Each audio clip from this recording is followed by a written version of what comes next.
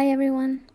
I've been getting a lot of requests to make art tutorials, so I thought I could start a small series with short tutorials on how I draw and color certain things. Today I'm going to show you how I draw and color hair. I'm not saying this is the right way to do it, everyone has their own way of doing this, but I hope you'll find some inspiration if you feel like your hair art could use some work. So anyway, I'm going to draw a quick base off screen before we start. So here is the base I made, and I must speed you through my sketching process. Usually I do the basic shapes, so I know what I'm going to do, and for this video I decided to make a wavy hair because, well, I like to draw wavy hair the most. So I play around a bit and I try to figure out how each strand of hair would fit here, and I slowly add more details. After I'm satisfied with the sketch, I just go and do the regular line art. I often get comments about how clean my line art is, but in reality it's not as good as everyone thinks.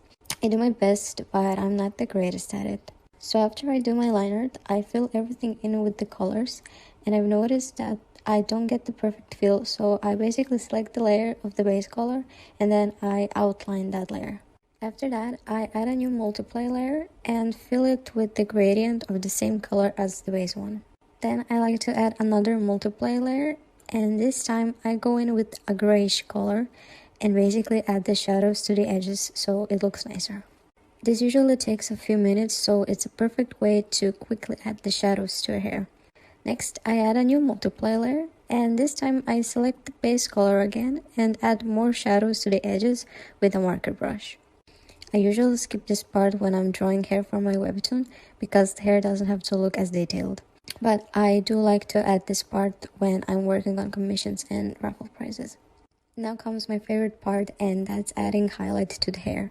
So I saw these shapes in a webtoon I was reading once, and I really liked the way it looked. So I tried to mimic that and add it to my drawing style. I used the dodge mode on my layer, and once I fill everything in, I lowered the opacity and blend in some of the edges. Then I proceed to adding more highlights the same way to the rest of the hair, in different shapes and sizes until I'm satisfied with how it looks. And finally, this is a step I started adding recently, but I like to select my line art layer and on a new layer color it a bit darker color than the base one. In this case, it's the dark shade of purple, and once I'm done, I delete the parts of the black line art and combine it with the colored line art like you see here. Usually I leave the lines around the face black and I color the parts that are the closest to the background. I hope this video was useful to you.